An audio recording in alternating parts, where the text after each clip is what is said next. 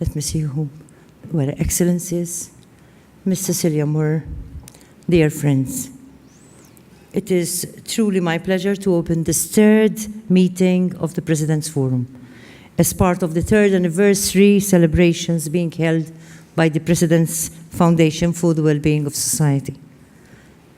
Since my foundation was brought into being 3 years ago, we have met with thousands of people from across Malta and even beyond.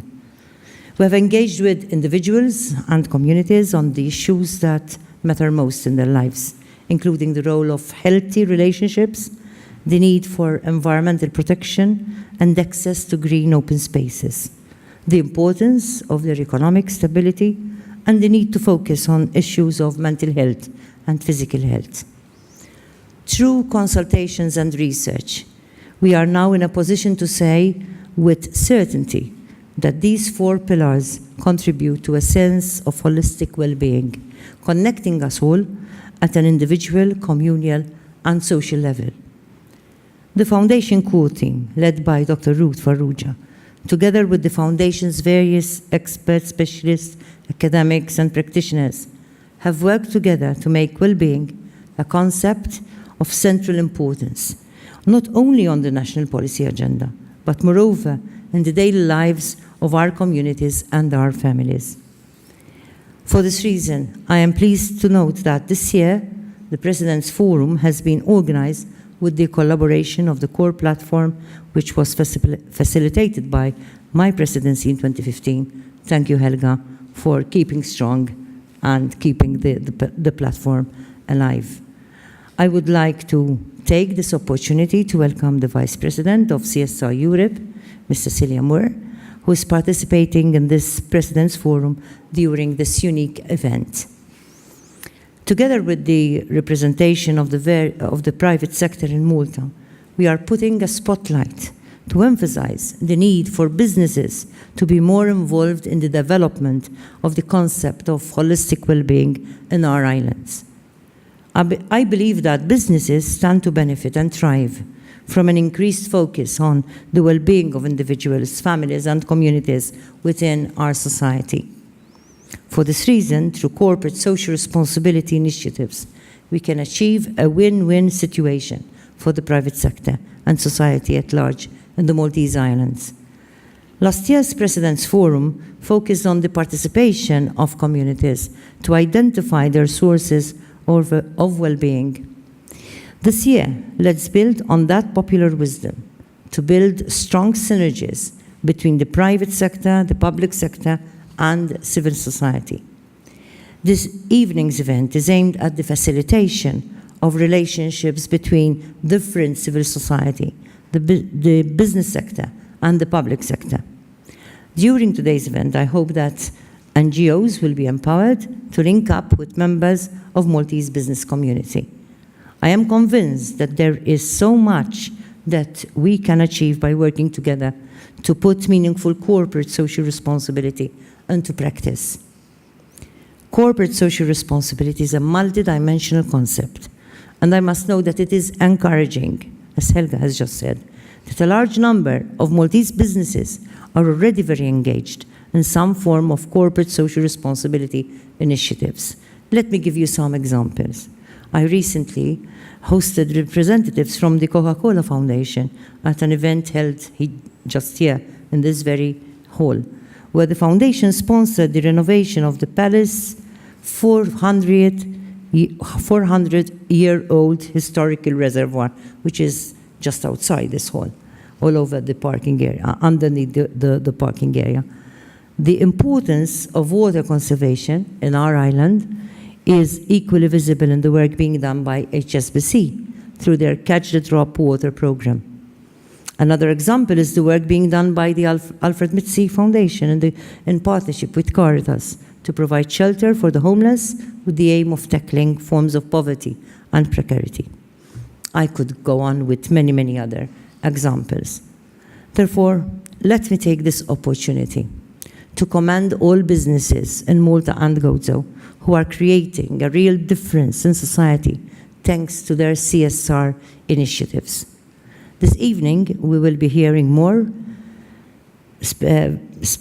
about a very specific initiative which is being launched in partnership with SOS Malta, St. James Hospital, and the Slima Local Council. It is a perfect example of the kind of team building which we need to encourage to nurture well-being across our communities. This initiative brings together multiple objectives, addressing our environmental responsibilities while also promoting strategies for social inclusion. The project shall provide access to mobility vehicles for people with disabilities. It is an example of the synergy between authorities, civil society, and the private sector, which we are encouraging at this evening's event. Even small enterprises have a vital role to play by taking action to make their contribution to social well-being. Each of these examples of corporate social responsibility are linking up directly and indirectly with the mandate of the United Nations Agenda 2030 and its Sustainable Development Goals. I believe that Agenda 2030 offers the most structured and powerful framework for effective CSR in today's world. Indeed, corporate social responsibility is at the heart of the SDGs and our commitment to a global social solidarity approach. Agenda 2030 and its Sustainable Development Goals offers a strong roadmap for the ongoing development of Maltese society, linking us up with developments taking place in other nations and regions across the world. I believe that Agenda 2030 proposes the best way forward for government authorities, for civil society, and businesses to collaborate on important issues of contemporary concern. In the light of this much-needed synergy between the private sector and other stakeholders, I would also like to refer to some important indicators from a 2015 report by PricewaterhouseCoopers entitled "Make It Your Business, Engaging with the Sustainable Development Goals." Excuse me. This report highlights some good news. It states that 70% of businesses in different countries have already responded to the SDGs. They have done so by formulating a 5-year strategy to embed the goals within their operations. Each of these businesses have said that their CSR commitments are being guided by the Agenda 2030 Action Plan. Moreover, the same report goes on to say that an overwhelming 90% of citizens believe that it is important for all businesses to implement the SDGs in their spheres of influence. This fact will help business to maximize their potential by listening and responding to the aspirations of our communities. It is clear that there is a strong voice from the people of the world for businesses to put a powerful focus on sustainable practices and social initiatives. I would like to encourage all those businesses who have not yet, as yet, taken up CSR initiatives to adopt the SDGs as part of their proactive approaches to development and sustainability. The SDGs aim to address inequalities, the degradation of our environment, or to safeguard the full inclusion and active participation of each and every member of our society. Surely, we cannot continue as business as usual without taking up Agenda 2030 and its Sustainable Development Goals as part and parcel of all corporate social responsibility initiatives. On concluding, I encourage you to keep working together with one objective for the well-being of society in mind.